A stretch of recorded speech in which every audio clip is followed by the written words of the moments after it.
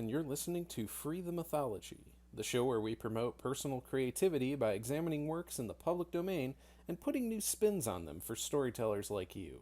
As these works are in the public domain, all the ideas generated from them can be considered Creative Commons 1.0 materials for your use.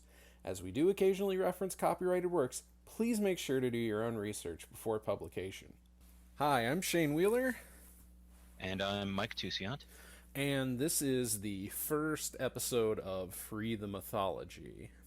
Now, this is the first episode, so it's a good time to sort of cover the basics of what this podcast is going to be about. This podcast is, well, I mean, it's a couple different things, but really, this is about sort of, I guess, bringing back storytelling. Would you say that's a part of it? That's not a bad way of putting it. I mean, okay, let's Making it personal again. Yeah, let's cut to some of the chase here. So, it's called Free the Mythology because the mythology really isn't free. So much of human culture has been wrapped up and packaged in mass media, kind of consumed and regurgitated over and over again. And for a lot of us out there, we just don't have access to some of the modern myths of our time. The superhero genre is pretty much bought, sold, lock, stock, and barrel owned by two megalithic companies, but still. Moving beyond that, we just have, and that's the same for almost all the mass media that we've kind of grown up with. And then even the older stuff, often the spins on it, the takes are all kind of dictated by these forces. And so very much the last, I'd say, 3 or 4 generations, this has been a factor to some degree or another. That's certainly fair. The last 2. Yeah, definitely.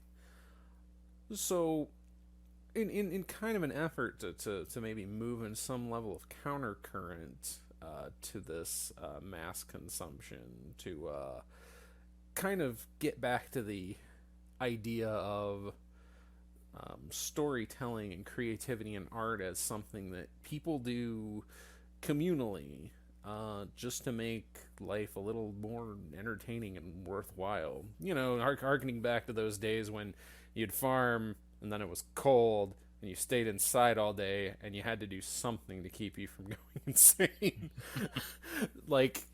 So at that time, there was just more of a need for artists of all stripes just to be around, because thank goodness somebody had something interesting to say or sing or draw, just something to keep us all there.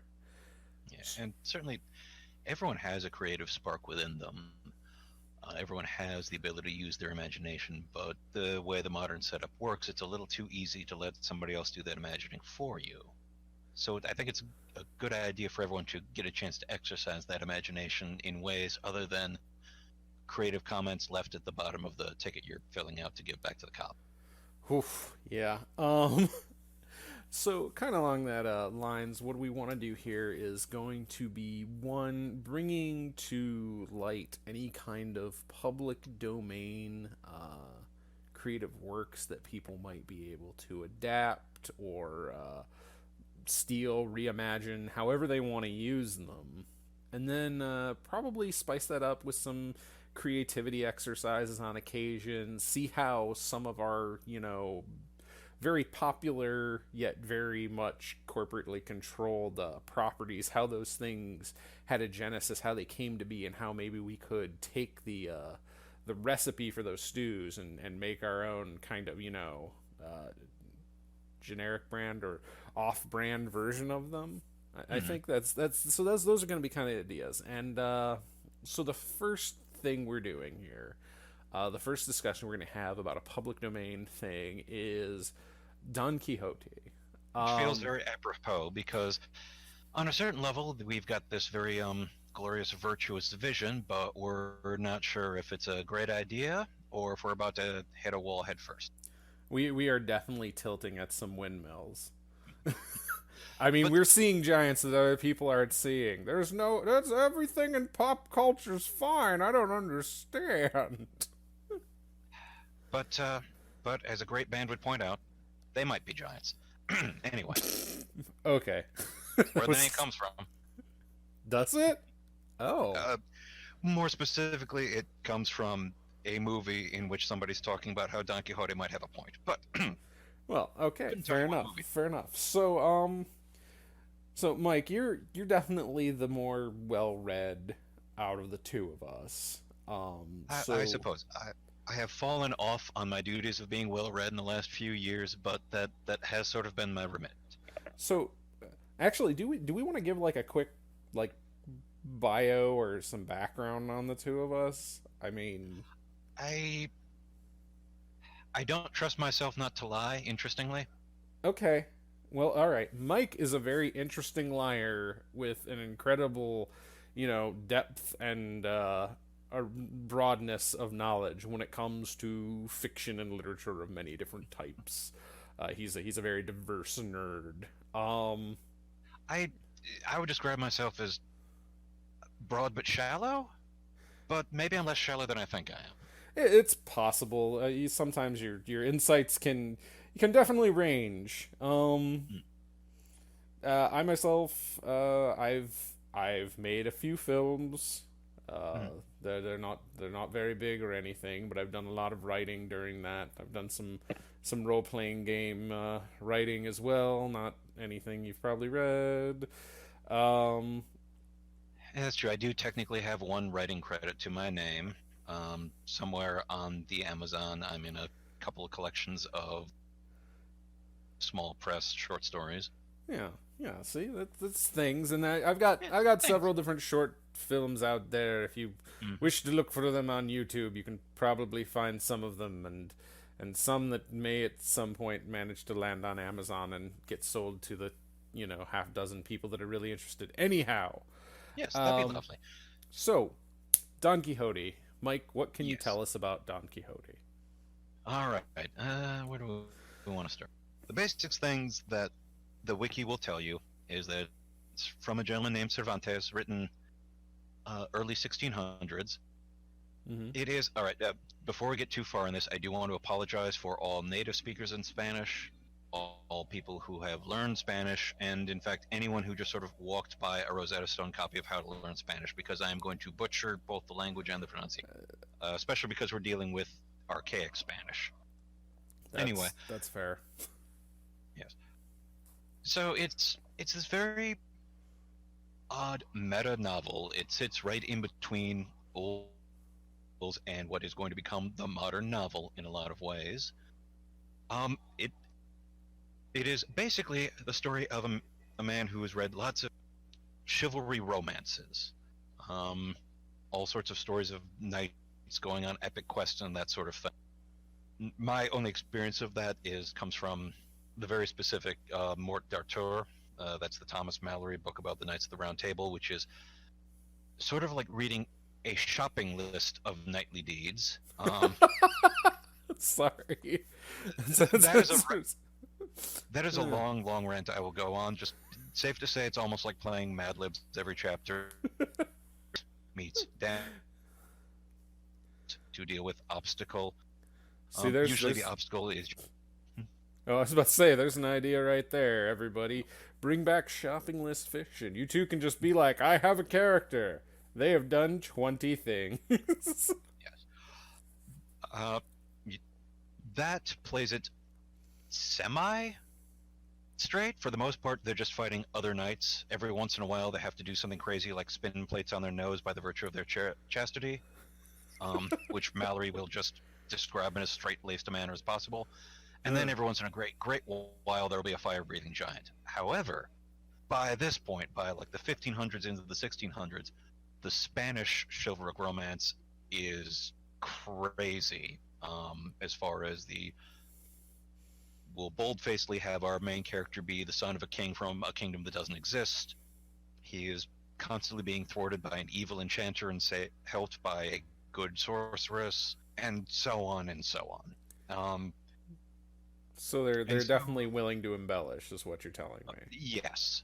Now, at the same time, there's this other sort of novel that's becoming popular in Spain in sort of the 1500s called it's known as the picaresque. Um, I'm not entirely sure what Picaro translates to. I think warrior. It might be more Hmm. thug. But Okay. these are stories about scoundrels and ne'er-do-wells kind of just wandering around and getting into trouble.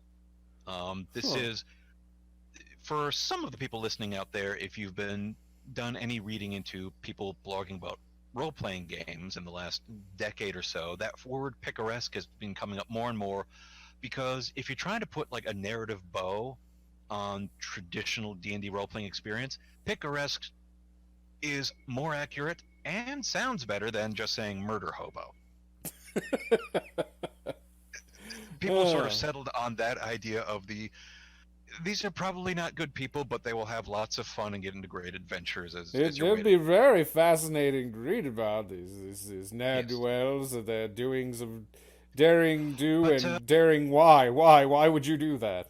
yeah, oddly enough, I there's a couple things that Cervantes seems to be going for, but I can definitely see in his head that idea of the if a chivalric knight wandered by a bunch of picaresque heroes, would he even know to chastise them, or would he be so off in his own world he wouldn't know how to phrase it?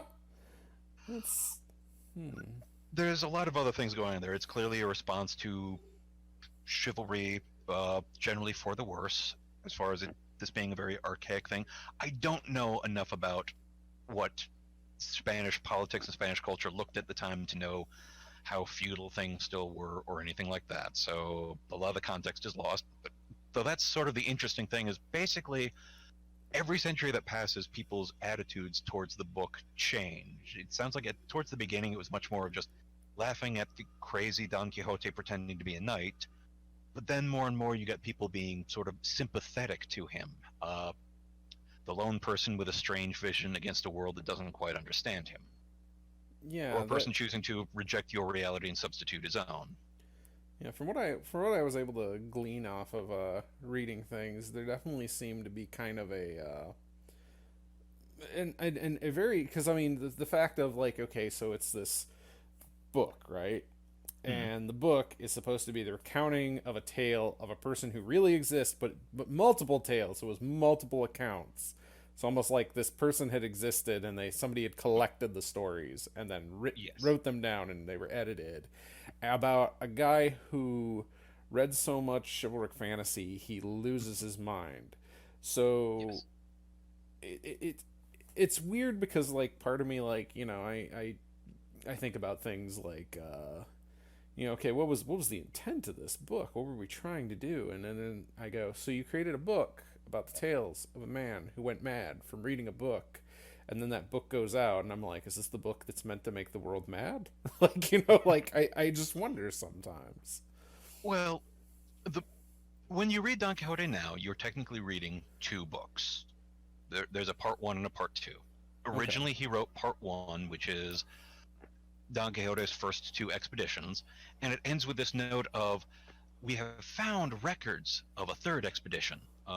Locked in a monastery's well somewhere, there was this ancient decayed scroll, and on the first page of the scroll, there were a couple of poems. Here are the poems. The rest of it's pretty mildewed, but the monks are working night and day, so maybe one day we'll know more, and it ends there. Um, Wow. That isn't well, that some just open territory for somebody enterprising and willing to. well, well, and lo and behold, that happened. Because you see, the previously mentioned chivalric stories, Mm-hmm. a lot of them were unofficial sequels. Like the author Oh. that is specifically called out as Don Quixote's favorite is a guy who did nothing but write basically the story of the lineage of a random side character from the most beloved of these romances, the chivalric romances in Spain. He wrote like five or six of, hey, here's this random side character. Now here's the story of his son, and here's the story of his son. Um, Wow. so and indeed that happened to Don Quixote. There was an unofficial part two that I can't find a lot of information of exactly what's in it. It feels like it was written by somebody who didn't quite get the jokes. Oh. So then, when part two of Don Quixote finally gets written, a good 10 years after the first publication, we it's weird because, as often happens with old things in which people weren't really thinking about the canon, we have this situation where Don Quixote seems to have been just sort of sick in bed for a couple of months in between the first book and this book, and yet it's Yeah. been long enough for this unofficial like sequel to come out, and for people to have read it. Well, for people Wow. to have read the first book, the one we said originally was a lost tale of long ago, we sort of changed that to being the now everyone knows about you, and all the village is mad because they don't like our image being ruined. Oh, jeez. And then over the course of the book, they find out about the fake second adventure. This comes up multiple times, just bashing it over and over. In fact, at the very, very end, as poor spoilers, as poor Quixote lies on his deathbed and he's filling out his will, one of the provisions is: should you meet the man who wrote the false second adventure, apologize to him. Convey that I am incredibly sorry that my antics made him write so terrible a book. Oh my god, so much salt. He was angry about this. Saltastic. It was just kind of beautiful. You know what? I really kind of dig though that talking about this book, I've said before, like, everything past the original work is just fanfic. Oh yeah. So Very that the true. fact that this, even way back here, it's like, what were they doing? They were all writing fanfic of each other's stuff and Oh yeah. just ripping each other off shamelessly. Like, I see copyright laws. Well, do they have a real purpose, or is it? I don't know, because there's a part of me that says it sounds really fun that there's a bunch of people out there just writing fanfic of each other's stuff. Yeah. Even the aforementioned most beloved, there's a part specifically in it where, because that's apparently a version that was copied 30 years after its original publication, and in that new publication that became the standard, there's a part where he says, originally here, the hero overcame his differences with his father through combat to the death, but I felt that was too mean, so I've arranged a happy ending. Wow. Yeah, so Yeah, that's strange metafiction, bowdlerizing, adding, the interpreter adding their own flourishes. That's always sort of been a thing in fiction. Yeah, that's good to know. So really, anything we do now isn't anything new. We're just following in Yes. the footsteps of the tales of old. Yes, but to bring it back to Mr. Quixote, Don Quixote, which I am given to believe by people who understand this better than I am, kind of sort. Cervantes is doing a lot of puns and playing on words and that sort of thing. I can only imagine what people who aren't English native speakers trying to read Shakespeare must feel like. I Oh, understand okay. now. But from what I understand, Quixote kind of sort of means the great horse butt. Wow. Yeah. Wow. So there's a couple things going on there. It's a pun. It can mean something else as well. But Right. as mentioned, he's just a guy with a plot of land, not a high noble or anything, but having read all these books and totally believing they're real. Like, El Cid was impressive, but he never had to fight a fire-breathing giant, which I guess is sort of like saying, yeah, Tom Brady's a pretty cool quarterback, but he never body slammed Andre the Giant. And then he begins to ride out to have wild adventures to try and make the world righteous and chivalrous again, and this almost always goes wrong. You, dear listener, know the big one. We referenced it earlier, and you've almost certainly seen it before, of a gentleman in old armor grabbing his lance, charging forward to strike down a giant that is, in fact, just a windmill. Yep.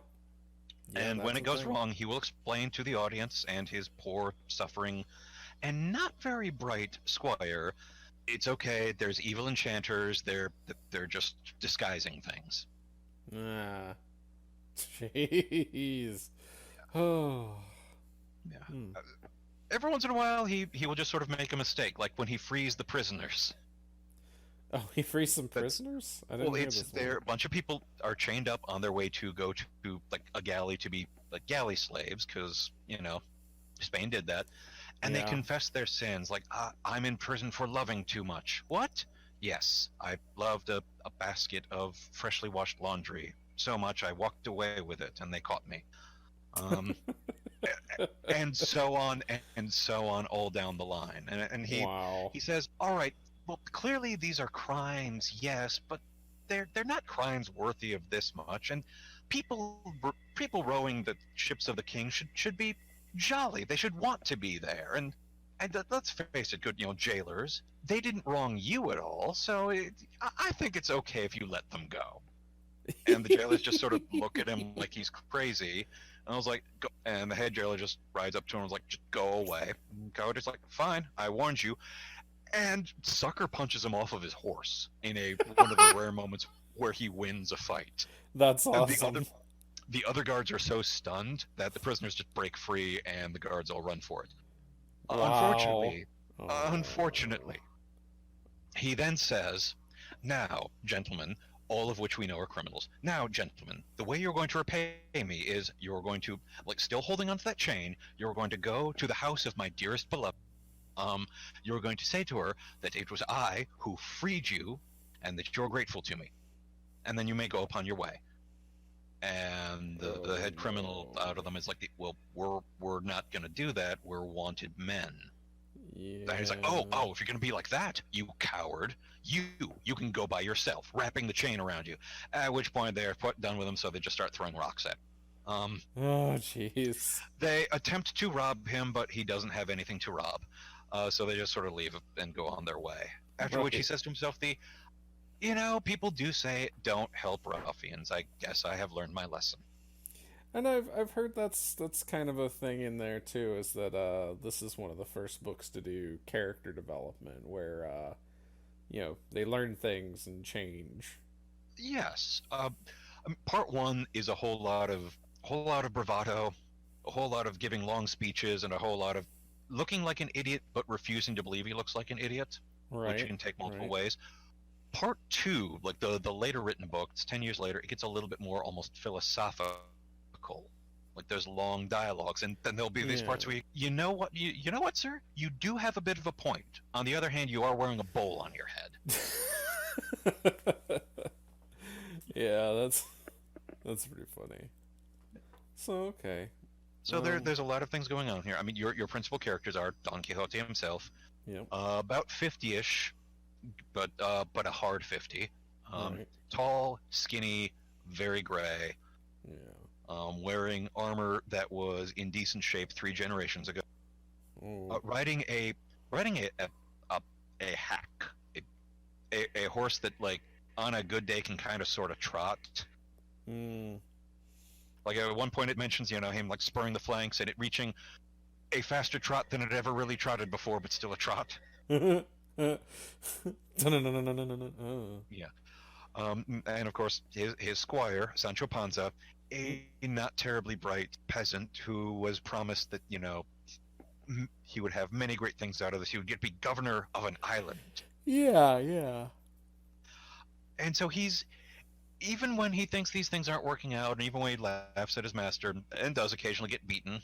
This is an older story when you're allowed to beat your servants. Oh jeez. Yeah, it gets better over time, but I'm sure.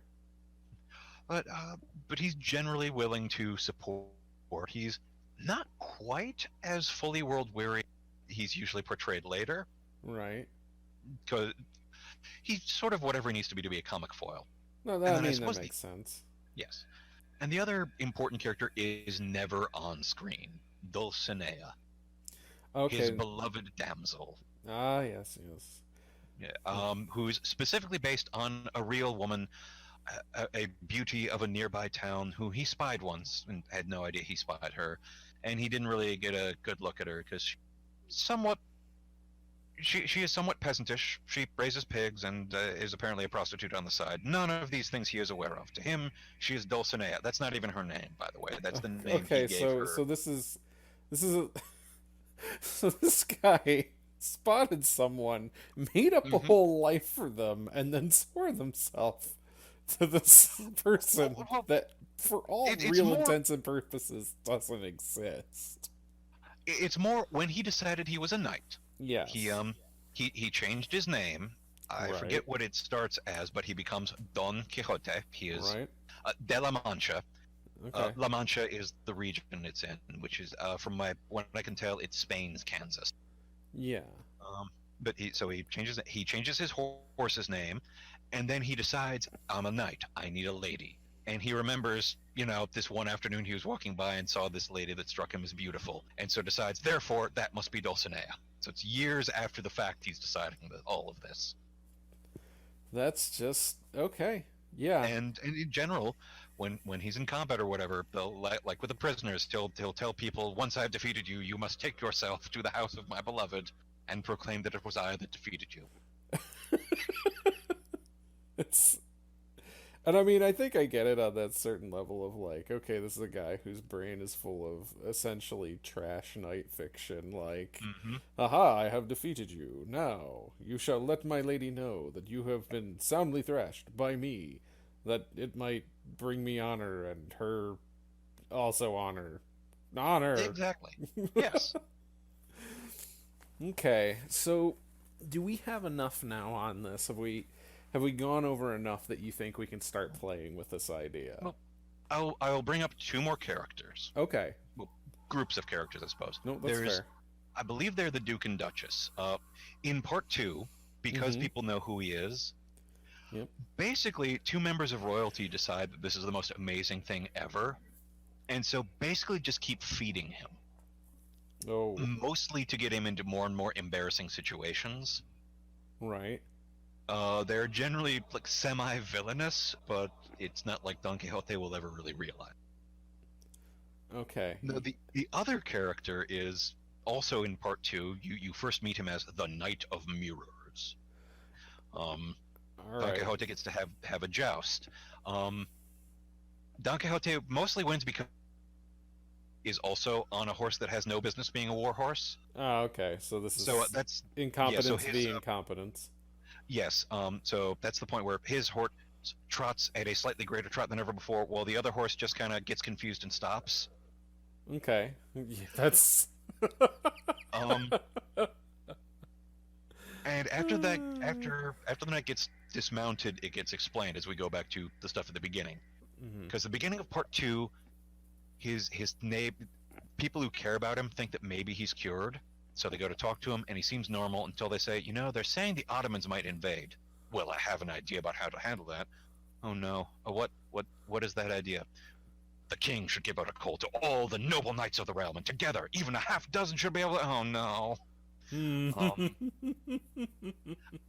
and then he quickly meets a fan that he made through the book, Right. and the fan and Sancho together encourage him to go out again. At this Okay. point, when you've met the Knight of Mirrors and he gets dismounted, and Quixote rides on his way, you find out the Knight of Mirrors is that fan. What actually happened is that he is a guy who liked the book, but he was approached by friends of Quixote who were like, the only way for him to be cured is to go back out and lose. Oh. And so this is basically that fan was thinking that he's 50 years. This is not how it goes down, but in my head, I often like rewrite things in a certain like slacker comedy Yeah, way yeah, of yeah, like him yeah. talking to his squires, like how could you lose? He is really hard. I didn't realize how hard it is. Is basically the sub. Yeah, yeah, yeah. Oh, it's difficult to do this nonsense. Yes. So there's also this character. So character-wise, you have the man on the mission, Right. the loyal, if confused and ill put upon servant, Right. the love of his life that is technically not even a character, Yeah. the people egging him on for their Mhm. own personal amusement. Like Right. there's, and then the person who is creating in themselves the adversary in order to try and put a stop to this. And oddly enough, towards the end, once it looks like things are finally winding down, the fan is talking to the Duke, and the Duke says to him something like, "But if Quixote stops, the world stops being fun." Which is an interesting double thing, because you could say, well, there is something to that. There's a little less magic to it. But to be fair, the Duke's idea of fun is taking the advantage of this poor middle-aged guy going through a crazy period. Right. So you can read it a couple different ways. Yeah, and I've The- heard that's a It's definitely a feature of the whole thing is that Yeah. there's so many different ways to read it Yes. that it doesn't let you just settle on one Yeah. simple theme or idea. All right. And one last thing to bring up that is in it before we get onto the meat is there are a lot of asides, Mm. like Thousand and One Nights style stories within a story. We spend a good like 3 or 4 chapters learning about a guy named Lothario, which is where that word comes from, Yeah. and so on. Like you get to hear people's stories, or they have to stay somewhere for the night, so somebody will tell a story. So there's lots of nesting narrative involved too. Interesting. So, okay, Yeah. stories within stories are definitely a part of this. Hmm. Okay. Well, all right. Are we ready to start in on coming up I with think so. ideas?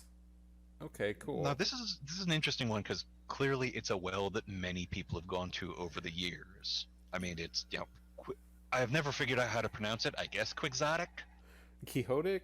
I don't know. Like, Quixotic, I Quixotic?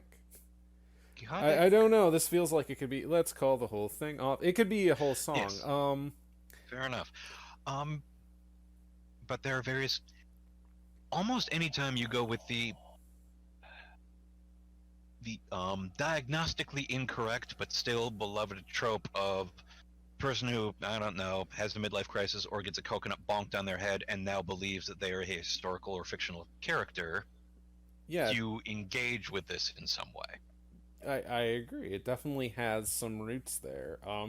It's so far as a lot of people say this is like the first novel or the first modern novel, essentially. Very much so, because it is not as episodic as either the traditions that it's taking from, either the chivalric romance, which is very much and then he had this adventure, and then he had another adventure, and the only real continuity is how pregnant his wife is, and then how big his son has gotten, or the picaresque, which is just, I mean, money up, money down is the only real continuity across the story. Sure, sure.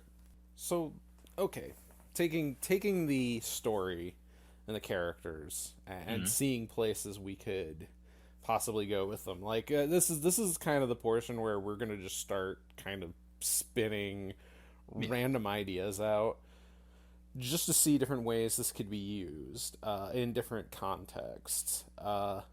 I feel like we need to at least take a moment, especially since we've already brought up murder hobos. Mm-hmm. Um, so just the idea of okay, Don Quixote as relating to role playing games. Mm-hmm. I mean, there's a couple different things I think are kind of interesting, like the fact of in some ways Don Quixote is like the OG LARPer, right? Like he's the only one playing the game except for like Yes. Sancho, and He, he's not really in on it. And then a couple other people kind of start yeah, going with it too. he is sort of a one man SCA, I suppose. I mean, sadly, but so like I'm trying to think like what would be an interesting take on this on these characters and Hmm. character if you're to have them in like an RPG setting. Because I mean, I could Well, see an opposite version. mm, Like okay, because D&D, it's a very high fantasy world, right? There's true. stuff like that all the time. If you have this knight who is in utter denial of Oh, all the complete stick in the mud. things. Oh yeah, just like well, what's he been doing? He's been telling us that all these giants are real. They're windmills. I mean, if you have it against the giants, where you have this person who's just going around and speaking utter nonsense, to be like, you have to all wake up. You're all living in a fantasy world. Which I mean, yeah, it's kind of double ironic in that way. I mean, Mm, that's kind of fun. yes. Um, I think Sancho was it Sancho Panza? I don't. San, Sancho Panza, or Yeah, Sancho Panza, or something. Yes. something along those lines. I Yes. butchered pronunciations. Yeah, that We're is. very We American. We're presumed very it. white. We're sorry. Mm, Um, but yeah, so Sancho like as the idea of the hireling on a certain mm. idea it's almost there, right? Like this is probably the first of that. Very much so. There's oddly enough, there's a sort of through line straight to Samwise Gamgee. Hmm. So it makes me kind of wonder, like, okay, so like, I don't know. I just I go there's it feels like there's a lot of DNA there, and I'm not sure Definitely. the Well, best there's way to incorporate it. well, I do find myself thinking of tropes about the paladin or playing with the paladin, Oh yeah, yeah, especially yeah. back in first edition when he had to be lawful and could not associate with non-lawfuls. So with this weird stick Mm. in the mud, or the joke of the you have to send the paladin out of the room if you're going to do anything. Oh yeah, yeah, yeah. Untoward. Which yes, which feels more and more if you have a situation like Don Quixote with the Duke and Duchess, where we just have this guy. I mean, I guess in that context, you'd almost be he's crazy, but as it turns out, he's very effective at what he does. So it's really good to keep him around. Yeah, and I feel like the Duke and Duchess as an idea Hmm. sounds kind of like I feel like these could be good foils in a game for any group of adventurers because maybe take it that step further. Say they're enchanters, and what they do for fun is they just enchant village members, making them think they're big heroes and sending them off to essentially their doom. Um, Hmm. so you've got these just kind of like It it provides callous. it'd be an interesting irony to add in at this entire adventure in which everything he blames on the work of Enchantress to just throw in that actually the Duke and Duchess were the Enchantress the whole time. Oh my god. Yeah, that would be messed up. That would be Hmm. real messed up. Oh. But something like that I could totally see having adventure around. You meet this, sort of crazy knight. This person the hireling he happens to have who's like a real hireling Mm. who's like Yeah. I don't know what this guy's listen, his coin spends, okay? Like but otherwise I don't get it. Like he doesn't seem to know what he's doing at all. And it being this whole thing of, oh, I'm on a mission for the Duke and the Duchess, and eventually you run into them, and then, or maybe it's that whole, what Duke and Duchess? There's no Duke and Duchesses in the land. So then you Mm. start finding out it's like, okay, they're these, maybe Fey lords in Yeah. the woods or something, messing with this poor mortal's mind and sending him off on these terrible tasks. And so you have to find a way to maybe, I don't know, talk them down or possibly get involved in their games enough to come to a satisfying resolution for it to be over. I don't know. Yeah. So that's And one take. Oh, go ahead. it's a thought. As a trivia note, I will note that way back in the original Dragonlance saga, Mm-hmm.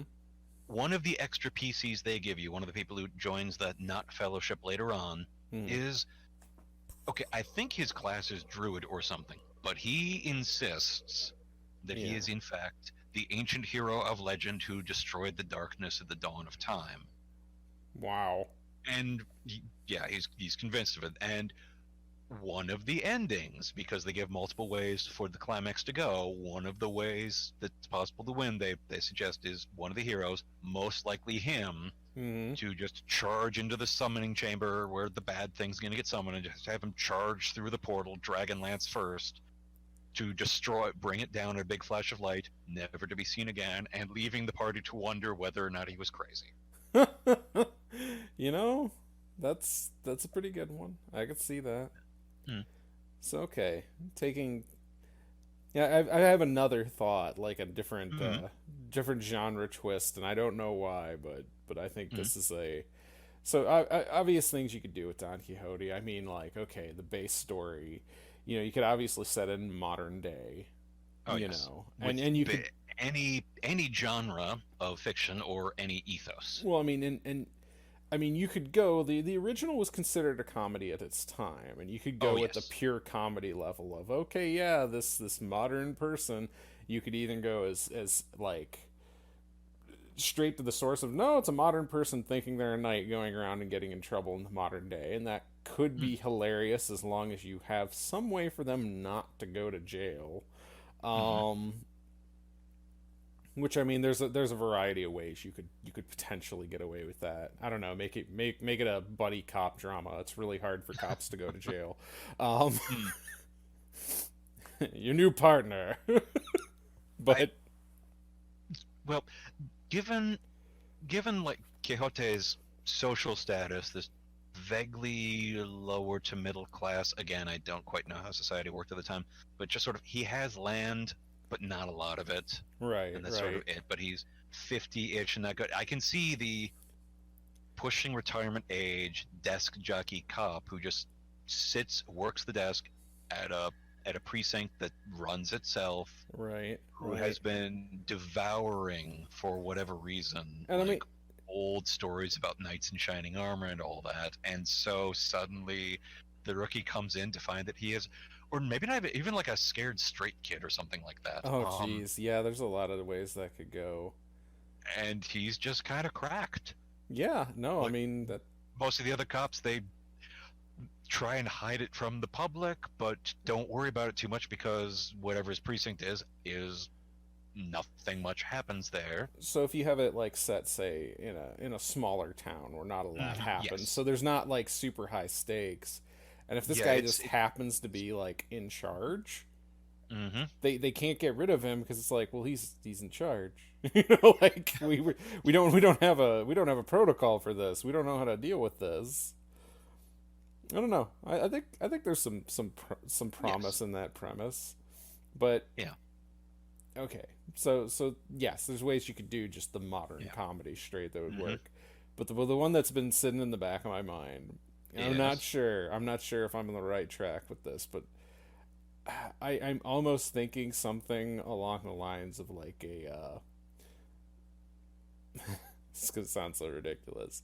Like a That's fine. modern spy thriller, like a Oh. Jason Bourne meets Don Oh. Quixote thing. Oh. Okay. I think I see where you're Like going. I'm not I it's an inkling, right? Like I It's don't an know there's entirely. We're there, gonna have to there's talk this one out. there's ways to go with that. I mean, if a person who may or may not have a spy has missing time like Jason Bourne Well, I and mean, just makes assumptions about what he therefore is, right. or maybe not even that. Maybe he's just a there's a couple ways to go with that. Well, I think of the idea of like, so we're getting this older gentleman Mm-hmm. who, let's say they're Read in a lot like of airport thrillers. maybe, but say they're in like an old folks home or something, Oh, right? okay. So it Uh-huh. starts with that, and then just suddenly one day he just starts like, I'm out, walks out, and nobody really like people kind of try to stop him, but he just manages to slip around them. They don't really know what's Hmm. going on. And so then like maybe let's say one of the caretakers is following him. And they're just like, Hmm. "Come on, like what's wrong with you?" And he's like he's sitting out and like on a hill or something. He's just staring and it's like like a wind farm, like he's looking at all the windmills and he's like, "They're Hmm. giants." What? Those are giants. And at first it's just like, okay, this is just crazy talk, but then it turns out to be some kind of code. Like, Oh. so he's like a triggered agent, right? And he's got all this Oh. weird knowledge, but it all makes him like he just so he's like walking this line between being like it could even come down to being an interesting if done very tastefully. You'd have to be careful with it, but Yeah. sort of the idea of like, well, this is a person who is an agent who can be triggered, that kind of thing, Hmm. but also a level of dementia in their old age, and it being hard to tell where one starts and the other stops.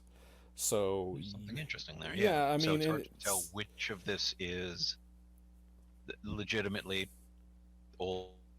right. They have Goya because of not knowing where they are. Yeah. Yeah, so I mean, it could be very interesting just from the like level of a movie that's hard to predict because you have this guy following this guy around who, is basically like, no, I'm an agent, I'm a spy, and one day he, takes him somewhere and it's like, oh yeah, there's giants in the windmills, and then he takes him into one of them and there's this whole crazy elaborate, radio setup and all this Mm-hmm. information's there. And you're just like, oh my gosh, how did this guy know this? And so you're following the trail of the mystery halftime. And then another time, he's like, I need to go and see, like, the dragon lady or something like that. And it's this whole thing of, and they get downtown, and he's like, is there a secret entrance back, blah, blah, blah. And he's like, no, this is where I used to, get food with my wife. Like, Mm. Oh, yeah. so you get this weird mix of they'll go to there's like a crazy mystery they're chasing, but also it's just pieces of this person's life, and they kind of keep flowing back and forth, and so it's hard to tell, like, where the crazy spy stuff starts, and the kind of just, no, this is just an old person, and their life, and reviewing as it's slipping away from them. I don't know. Hmm. That is a word. That is an interesting avenue. Yeah, I don't know. I thought there'd be something to the idea of the activated agent who's also, Hmm. somewhat quixotic in nature. I thought that'd be Oh, kind of yes. fun. Okay, let's try and hit a few more here, because I mean we're as we're going through genres. So I hate saying, I go, no, I feel like there's some great horror potential. Oh dear. Okay, like, so Well, I mean, I know that there's recently been the movie about the person who's not sure if they're the slasher. This is almost that reverse of the person who thinks they're the slasher, or is see, trying I to be the slasher, or they think they're the victim. I'm not sure which way. I think there's something to just like, because sometimes it's how you approach a subject, right? Hmm. And the idea of, okay, like an activated agent is a very specific kind of Yes. thing. Madness, on the other hand, is pretty common as a horror kind of source and staple. Like, I'm Yes. imagining, okay, let's take this, and they're no longer quite the jolly old man, but this is like the semi-certifiable, maybe PTSD veteran who's Mm. there, and he's like insisting, oh yeah, like, I'm a knight, those are giants. And then when people start disagreeing with his version of reality, it becomes dangerous, to be around them. And so it becomes almost Well, like, well, God. well, yes. When in some ways, when you give Don Quixote the ability to be competent in a fight, Mm-hmm. but leave in the like knightly murderousness, that does. Yeah, it gets a lot less funny. It's just like, haha, Mhm. oh God, oh, the humanity. Yeah. But I'm trying to think of a way to like kind of kick it over the top, because I'm like, all right, Yes. like, the elements there, like, the delusion is definitely a part of it, Hmm. and sort of the driven mad nature of it. Well, I mean, driving themselves mad. I think the original story, it's the whole thing of, he read so many books that they say his brain dried out. Like, but I mean, and that's, I already think that's really funny, but like, so I can imagine on the idea of, well, we could play with things like, okay, maybe this is somebody who's, they could have watched a certain genre of movies, have watched too Hmm. much Fox television. I don't know. The news did it. I don't know. There's a lot of different takes on that, but then I try to think of, like, how do you make the situation tense and stable enough that it doesn't immediately fall apart. Like, I Hmm. could see it Well, being on. he but could be, and I've.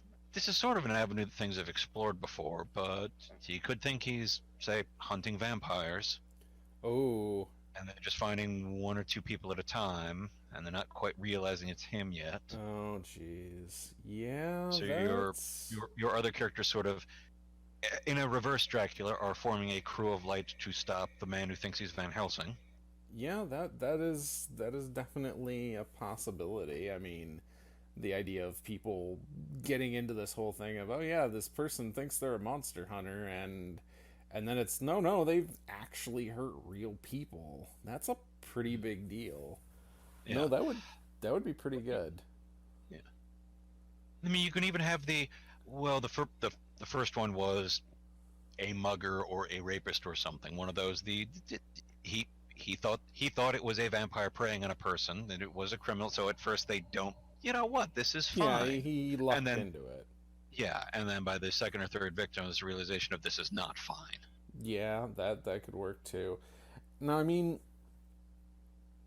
the Sancho Panza character is not particularly bright, but there's also a level of almost greed to it, right? Like, ooh, I am here for the reward. I am going to ride along with this Yes, person who I that know is is kind of not right. yeah, yeah. He has definitely seen the frailties of his master, Right. and much of the ill misfortune tends to fall on his head.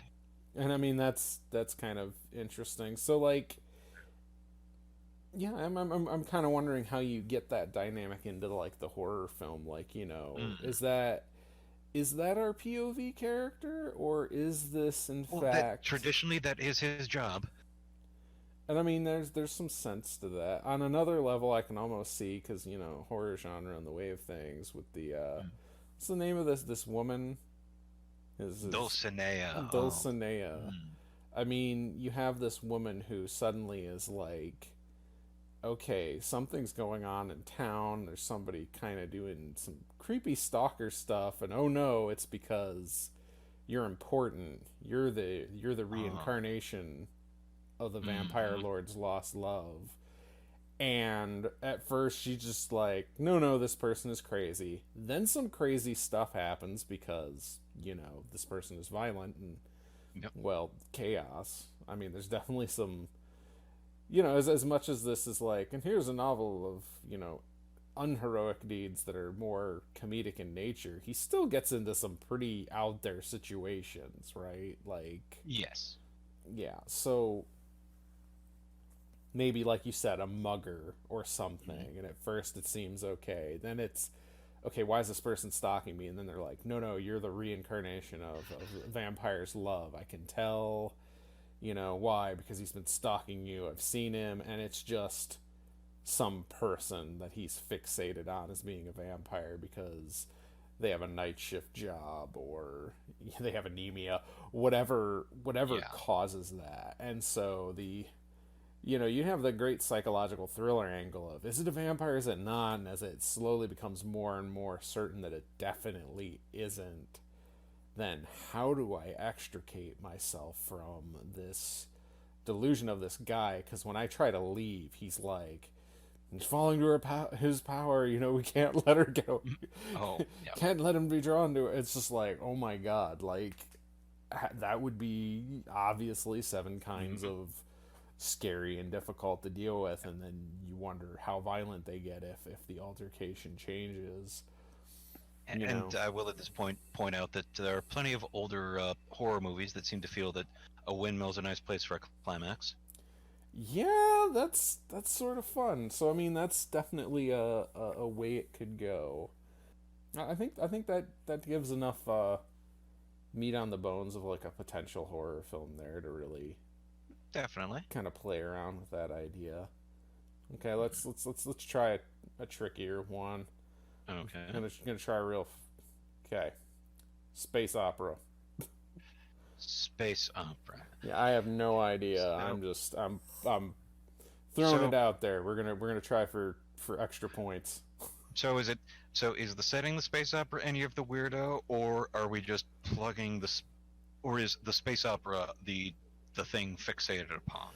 Oh, I mean Because that's kind of a fun idea too because because obviously I can see it a couple ways. I Like okay I can even let's see the hard sci-fi setting with mm, that is the future, but it's not the future that one guy insists he lives in. there are a couple ways to go with that. Yeah.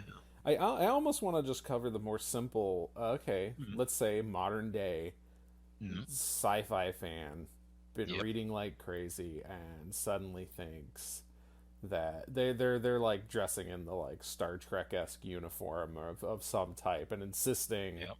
that they're from the future. They've gotten caught in the past, and that Yep. there's clues all around to this. He's fighting a race of time travelers who keep changing things, to make sure. It's kind of like saying Enchantress. It's like, no, I'm fighting other Yep. time travelers. And that's like, of course that's what you think. They changed it. Mhm. I remember the way things really were. Which would be all sorts of dangerous. And then, it would be easy enough if you were, some sort of time traveler to get yourself a sidekick and convince Yep. them, you know, you don't understand. Like you could also become part of the Coronal Scouts if you work with me. I definitely need assistance at this point. I don't know this time well, but you might And I help can, me. well, I can also sort of see like people who run a local con or something like that, Mm-hmm. deciding that they want to egg this person on as a publicity stunt. Well, I mean, modern day. Let's be very real on this. The internet Mm. is a cruel. I Oh, mean, you get to the 4chan side of things. yeah. Well, I Oof. mean, we ju- they just raided. I mean, this will keep things topical in our first episode when I talk about this. But only a Yeah, few months ago, you of the yeah. future, a couple of people assembled at a, I don't even know what you really call Area 51 when you're not in on the bit. They went to Area 51. I don't know why. Yeah. They get in, they do It, anything, they just sit n- outside and n- look. I, in my head, I imagined they rushed forward and the windmills that had been placed there thwarted them. That is entirely possible. But on the lines Yeah, of I think just it was just more they being, just got choke slammed by the guards, and that was that. yeah, I might do it. But I mean, just on the level of like, okay, okay, like people being like, all right, haha, teehee, look at this moron who thinks they're from the future. Let's mess with them. Hmm. That would be there's a lot of possibilities for that one. But I think I like the route of the con, you know, goers, Hmm. sort of a cosplay royalty or something. Oh, hmm. Essentially, people who are Yes. like, oh yeah, we run this thing, going, oh yeah, we know, obviously, and they just keep feeding into things and seeing what he does and just Yeah. role playing it to possibly, getting closer and closer to tragic consequence while other, silly adventures happen in the meantime. Yeah. Yeah. Walking that line between the comic and the tragic. And I mean, that's kind of where it'd go. I think in a film like that, the real I guess trick is, well, what we can't have them be, a minor noble, so they have to be something. Mm. And they had a lot of time to just sit there and consume lots and lots of sci-fi. I feel like, that balance is important. I mean, Yeah. whether him being 50 years old is also It, kind of fun. yeah, it feels important on that level of it's the person on the downside. There are many people's interpretations involve his adventures as a denial of of growing old and dying, That leaning into it on that level. Yeah, that is a route that I've Or heard. yes, or just almost a general midlife crisis sort of thing, I suppose. Well, now we'd call it a midlife crisis. At the time, 50 was honored elder, I guess. I Right. don't know. Well, I mean, it definitely has that vibe to it. Mhm. The midlife crisis of, oh God, what is my life? Yeah, Wait a second, I'm a knight. Um, yeah, and I can certainly see your 50-year-old either you have a sort of an alpha geek of the community who's actually that's a little bit too much prominence for him. This is just more of the just that idea of him being the quiet, not necessarily loner, because as it turns out, like before he went on his quest, Don Quixote had the entire village talking about these things, like and would engage in deep debate about chivalry novels. huh. So I guess he's not quite as obscure as I thought. Yeah. So just maybe like the guy who runs the comic shop or the what have you. Yeah, you know what? I kind of like the idea of the comic shop. It feels right from the whole like age to nerd level standpoint, and a certain Yeah. kind of easy access to lots of materials to lose their mind. Yeah, I then you mean can it. just you can constantly have the little CRT TV in the corner that is constantly playing VHSs of sci-fi shows that got canceled after the third episode. Oh, jeez, yeah, yeah, I kid because I love 70s. Anyway, but and the yeah. you don't necessarily have to go to, became in danger of losing the shop, but you can always have something like that happening as your trigger point to like push him over the edge. I mean, yeah, that definitely has some value to it, and also, I mean, part of the story is that when the villagers become concerned, they start burning his library, Yep. Yeah, and after the first time they do, I can totally see the idea of he loses his mind and his business partner is like, I'm gonna sell the shop. Like, you can't be exposed to these materials anymore. They've made yeah. you insane. And he's, I'm not insane. I finally woken up to the truth, which, which is, you know, pretty big deal. Don't worry. When this is all over, time will reset to the way it is, and you won't even remember me. You are a good friend.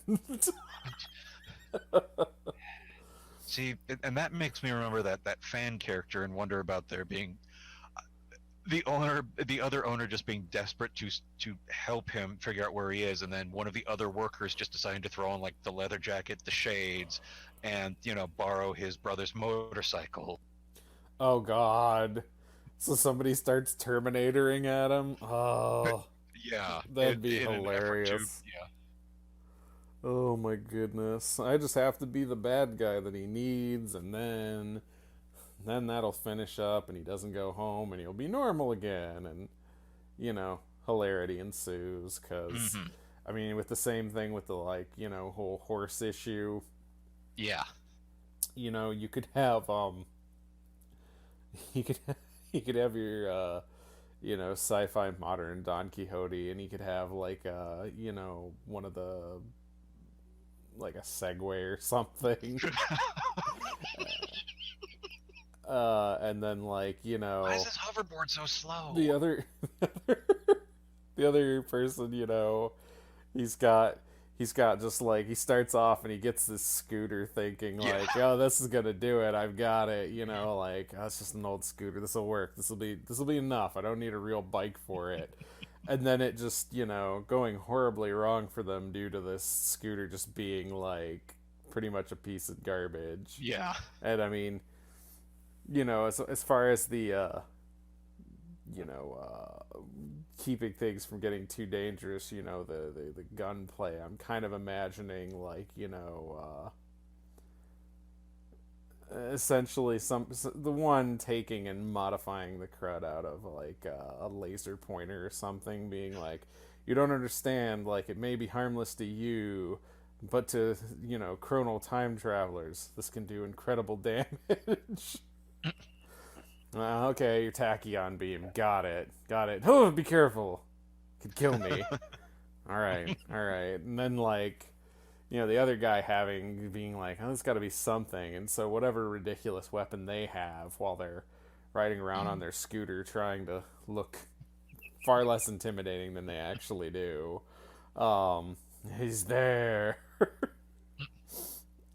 Yeah, I could see that actually being pretty funny. I think that could actually work. So on the lines of, if we were doing it as a sci-fi, like actual sci-fi, though, I know my first thought was hmm Star Trek type world. Yeah. One man thinks he's a Jedi. Uh, I I how did they not do that episode? I mean, it'd be funny, right? Like, Yeah. this guy's running around with his laser sword, and everybody else is like, what are you trying to even do? Because if the laser sword doesn't even work, you hmm know, then you're in real trouble. Like, okay, like, keeps working, trying to make this thing work, and eventually has to just settle on using an actual sword.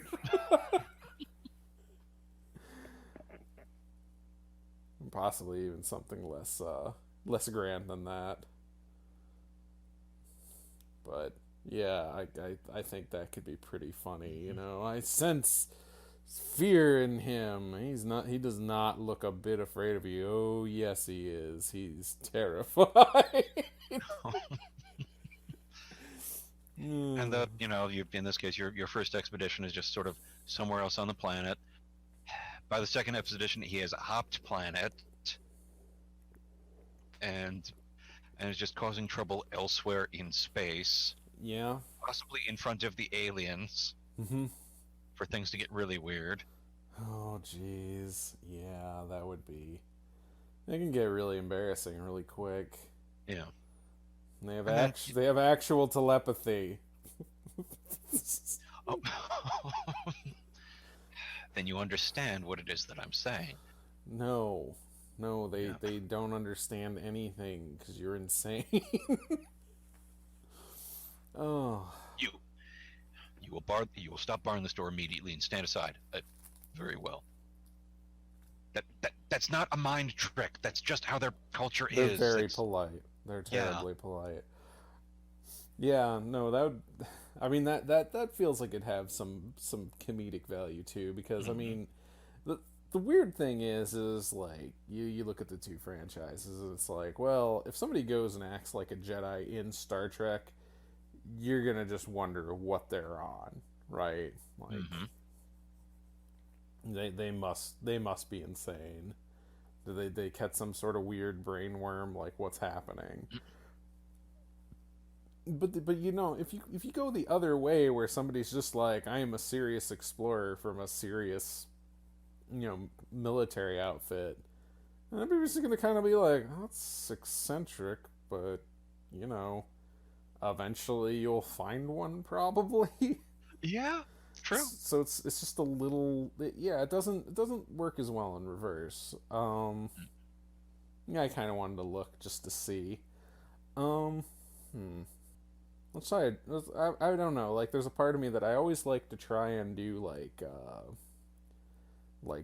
gender reversals to see if Hmm. there's a different story there that still works that kind of puts a fresh face on it, or possibly substituting in other cultures. Although, honestly, in a way, I'm like, no, this main starving culture that's already pretty, different from the modern day, or at least the modern, American kind of True. experience. But yeah, I mean, like, I try to go, okay, what would that story even look like? And I'm, Before trying the gender reversal, I mean, mm-hmm, for the most part, any society that used to have a feudal era, mm-hmm. you can basically run that with. I mean, the the retiring businessman who now believes he's a samurai, Oh yeah, yeah, that'd be that easy. runs itself pretty well. Yep. Um, you just hire. I do not remember the name of the actor who played Hero in Heroes, but there's your Sancho. Oh yeah, yeah, I gotcha. Uh, yeah, it's like that covers that one pretty well. And so on, pretty much anywhere. I'm almost certain there is a version of this story involving martial arts not quite working, probably done by the guy who did Shaolin Soccer. I mean, yeah, I think you could do that easy enough with the martial artist who's not really a martial artist. I mean, Kung Fu Yeah, Hustle was pretty close to that in some that places. is a fair point. And so on. Now, if you have the the middle-aged woman who thinks she's a knight, seems like it plays out very similarly.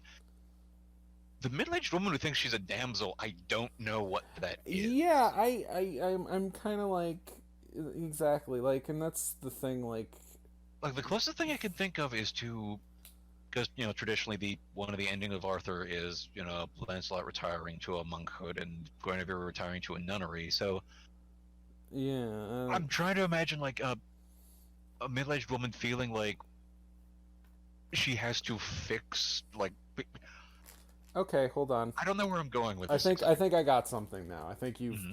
I'm gonna credit you for kind of going over the different Yeah. cultures because Hmm. that made me start Hmm. thinking about the whole culture warrior idea, and in America Ah. that is the cowboy. So if we Oh. suddenly have a middle-aged woman who is like Hmm. cowboying up, might in fact lead into This a very similar kind of area.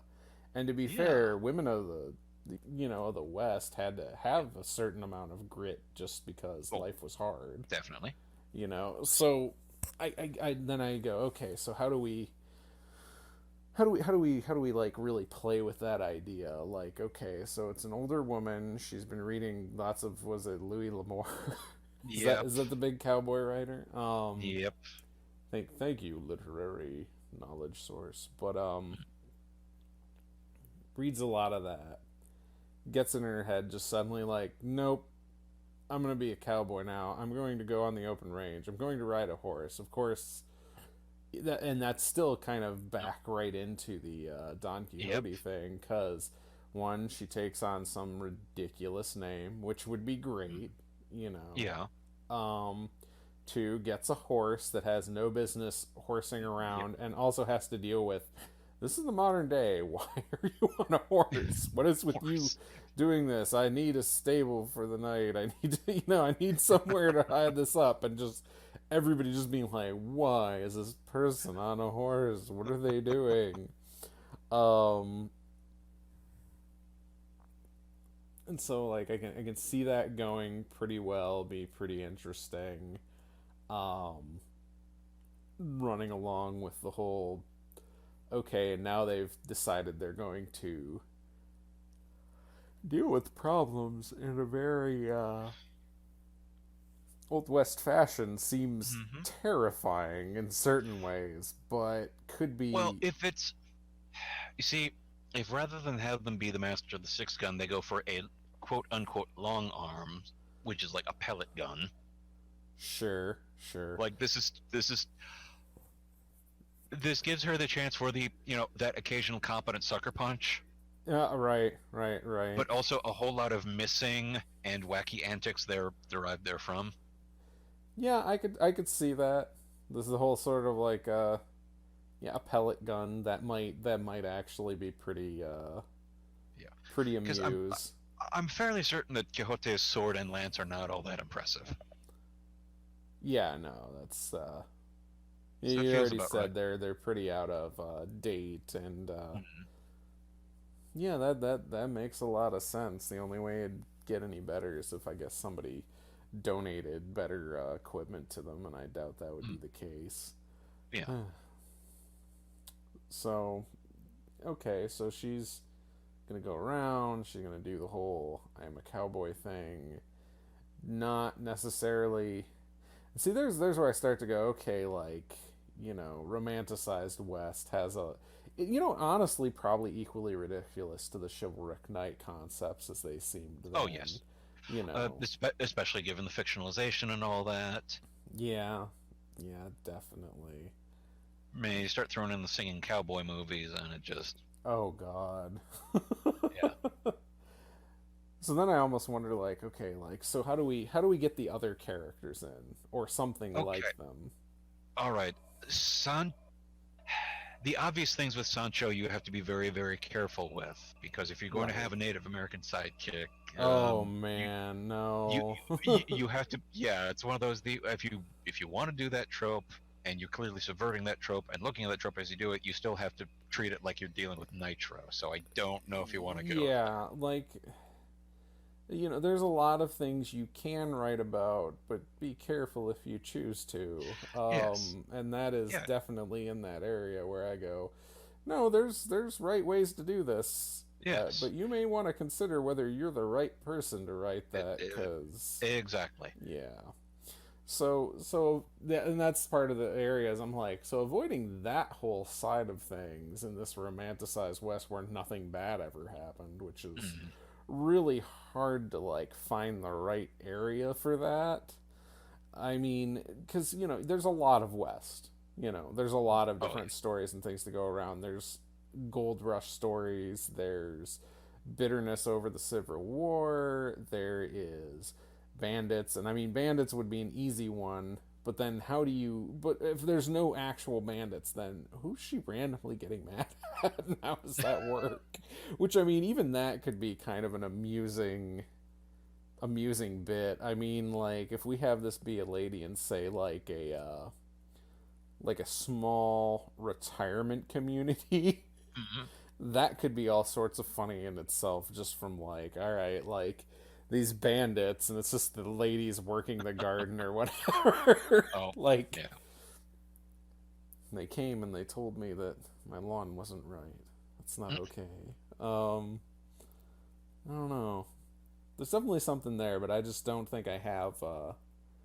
I don't know if I have Well, the enough pets are thread in just me. if I mean, if it's a community of some sort like that, or there's neighbors and pets go missing, well, that's rustlers. Oh yeah, people aren't losing their pets. Someone's got to be taking them or something. And I mean that has some amuse.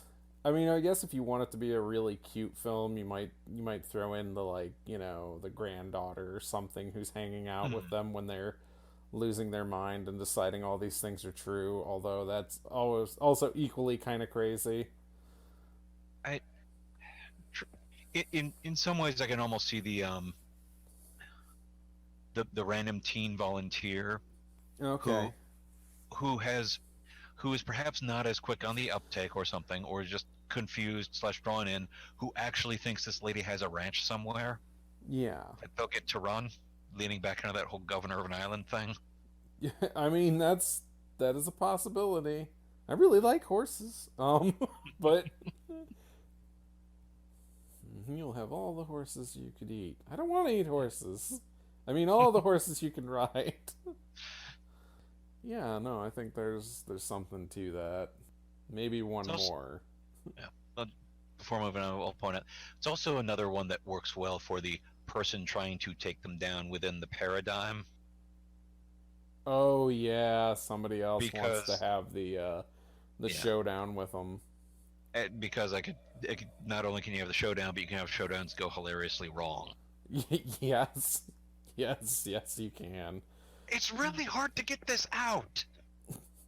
All right, so we're going to have a duel. It's okay. It's okay. They only have a rock. It's just a pellet gun. Yeah, I'm just gonna pop them with this. It's just a cap gun. yeah. They'll be fine. And somehow they've gotten a real Oh gun. no. Yeah, it could be so bad. I didn't think I was gonna really get shot. What did you think was gonna happen? Well, okay, this is a stand your ground state, so there's no crime here when they shot you. This isn't fair. It's no crime at all. It's simply the law, sir. Oh God. Yeah. With the person who was trying to talk them out of the really being like, okay, well maybe next time instead of trying to play along, you'll try and talk. Yeah. Talk No, no, it's sense. personal now. Don't say it like that. We're not actually the bad guys. I must become the bad guy. Oh, All right, so like you said, what? One more. one more. The funny thing is like there's a part of me that wants to do superheroes, but another part of me it feels like it's been done in superheroes. It Defendor and Kick-Ass and Supers do kind of drink from that well, Yeah, yeah. I mean, and it's I mean within the superhero world, I mean you're not going to be able to find this issue anywhere. In the ancient mists of time, there was this wonderful little comic called Impulse, and there was an issue about the guy who thought he was a superhero.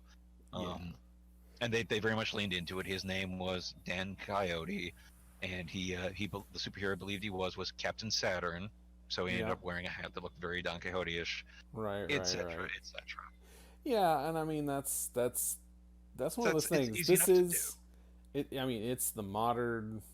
Okay, one of the first modern novels. It's Hmm. super famous. A lot of people have Yes. read it, of course, and it's had massive influence on things that have already been made. So doing that idea again in superheroes wouldn't be hard. Yeah. So I almost go at that point. How do you make instead of going with the idea of okay, it's somebody who just thinks they're a superhero. How do you make Don Quixote into like an actual superhero? I hmm. because like I start thinking like this I didn't bring up because we talked about some other things, but thinking on role playing games. I thought about Don Quixote and he's tilting at windmills and doing all this stuff, and I was like, he's a perfectly viable, insane person in Changeling the Dreaming. Now, for those unfamiliar with Changeling the Dreaming, it is a game where you play, I believe it's fairies in kind of a human skin or reincarnated into human bodies, and these changelings, they live sort of halfway in an imagination world and halfway in the real world, and so they get real powers and stuff out of it, but part of it is that living in half an imagination world, and in Changeling, quite viably, you could be like, yeah, the windmills out there that are in fact giants, at least to them. That is definitely a thing. So moving in a similar line with like a superhero thing, somebody whose imagined concept is in fact like empowered some way to be them. I feel like there's a character that's like this already, but I'm not. Look, this feels like a defender of the collective unconscious sort of vibe. Yeah, Like I I'm getting mean, very, very vertigo-y weirdness, or at least that's where my brain's going with it, which isn't quite right, maybe. well, I mean, almost on the lines of okay, so we have, we have, and I mean, it's all public domain, so we could go completely, nuts with using the original concept a little bit. Like, okay, let's say that, it there's in fact like okay the legendary extra adventures, right? Yes. That third adventure, or whatever, of Don Quixote, and it's this whole thing of somebody who is about the right age, they're a huge, say, fantasy fan, and then one day somehow they just come across this book they've never seen before, and and maybe it gets to them by mysterious circumstance, like another old guy gets it to them. They're basically on their like deathbed, like looking desperate, and that's their last gasp, and they get the book, but this person's just died. They're like, how, okay, this is insane. Why did this person show up? Why did they die? Why do I have this book? And so they start reading the third Adventures of Don Quixote, and it's just immediately the whole thing of, the third adventure started when the book was delivered by a dying man. And it'd just be like one of those, what the heck? And so they just immediately, by opening this book, they transform into this somewhat larger than life, yet also comical, knight character, and it being one of those things of, having kind of almost like an odd pseudo story power of the thing is they have the power of survivable foolishness. They can throw themselves into any situation, and the thing is while they may not win, they can survive it. And so like, while it might seem like one of those, okay, well, what use does this have? And it's like, the world needs like, some hardy fools at times, and so you have like, bigger than life, comic book villains coming down, and then this seeming random in their armor coming out of nowhere, and the villain has sworn that he had crushed them 5 different times, and they keep coming back, riding out with their crumpled, crappy armor, being like, I have not yet begun to fight, sir.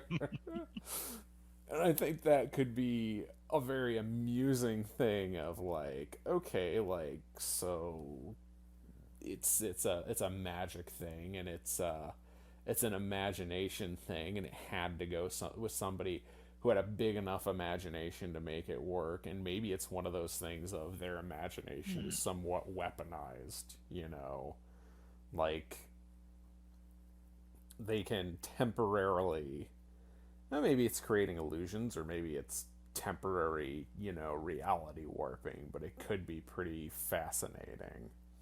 So the enchanter was you all along. Yes, the magic was inside you all along. which I think it still would open itself up for, okay, like, well, who are their enemies? And, you know, if it's this book that's been being passed down, and it's the whole thing of, oh yeah, you know, well, I mean, you could even move to the whole thing of, oh no, the like stories of the bumbling fool were there as a cover. This was to make it so people, when they heard about this legendary figure, the satire there was essentially to throw people off from this actual larger than life figure that happened to exist, which would be another like twist on a twist on a twist thing, which kind of honestly sort of fits with the original's oddities. That's fair. And then possibly there being the whole thing of a well, we've got somebody who's trying to get into the genre to take them down, and that I can see that being a pretty interesting take as well. I mean, it sounds like a good villain. Makes me Yeah. think of kind of like the sort of modern Doctor Savannah Shazam, where he's figuring out how the magic works to kind of try to replicate and steal it. Yeah. Yeah, something along those lines I could see definitely Well, the working out. like in the book, his first knightly persona and his first attempt to take him down is called the Knight of Mirrors, Right. which is nicely evocative. Yeah, I mean, just a character called the Knight of Mirrors sounds like a good bad guy. Yeah. Like the Like I Knight think of in the Mirrors. musical version, like Man of La Mancha, they skip all the rest and just go with that being the thing to thwart him, heavily leaning into that, using the mirror to finally see the truth and break himself of Oh yeah, that makes sense. his craziness or what have you. And what was the there's another the knight that does it is something else. Then he by that point his persona is the Knight of the White Moon. Hmm. And we don't get a description on the Knight of the White Moon's costume, I don't think, but the Knight of Mirrors. And given that this guy is just a random dude Yeah. who likes him, who did not have the resources to get a decent horse, like the fact that he's got armor that is described as having lots of little mirrors all over it, but you took some time. Yeah. Yeah, probably. Or maybe it's more supposed to be he could not find actual armor. So The only thing he could find was a bunch of mirrors. it made it look metallic, and that's what counted, right? Yeah. Oh, It occurs to me that might be more what he's going for. I wouldn't doubt. But yeah, Knight of Mirrors. That'd be good bad guy name. Oh yes, nice and evocative. Yeah. Now, as far as having a sidekick Sancho Panza, I think on that one you probably don't need the name. It's a little less evocative. Yeah. But the idea of having someone in that role, a squire or sidekick, feels like one of those. Well, of course you have one of those. Why wouldn't you have one of those? I mean, I don't know, but I think it sounds like it could be a fun thought. Could work. Okay, do we think we've gotten this all pretty much finished up then? I think so. That was pretty broad. Though funny enough, there is one more odd thing to mention about it. Okay, let's hear You it. see, the discussion about the third adventure is actually what's at the end of part one, the first book he published. Right. Because the book two, on the other hand, Yeah. ends in this very strange, very definitive manner of, well, I'd say spoilers, but honestly, most good knightly stories end with the death of the hero. At the end of it, he does retire and pass away, and it's because and then he died, and then he was buried, and at that point, the person who wrote the story put up his quill and was done, and that's it. And anybody who thinks about taking up the quill, don't. All right, don't write any more of these. There's no more stories. It's all over. You hear me? It's over. It's over. And I absolutely, like, as much as that's just a pot shots at other people doing things, there's also something very interesting about that thing of no, he didn't want anybody doing anything with it. That was the author's wish. Mm-hmm. 404 years ago. Right. Ladies, gentlemen, boys, girls, everybody out there listening, he can't do anything to stop you. And clearly hasn't so far, given how often it has been used. So this is... The ghost of Cervantes! No! He's trapped in Soul Blade, sir. And I think it's what makes Don Quixote a nice place to start for this. One, for the dual-sided nature of a quest that you're not sure if it's comical or noble or both, and also the fact that as much as the author wanted it to be a singular thing, it is part of a long tradition of people taking things and working with them, and has itself become a thing that people took and worked with. And so, I say to you who listens, even if it's, just a handful of people we specifically say, hey, we did a podcast, I say to you, go thou and do likewise. That sounds like a pretty good place to sign off. So, thanks everyone for sticking around through it. Not sure what we're gonna do next time, but this is Shane. And this is Mike. All right, and this was the first episode of Free the Mythology. Free the Mythology.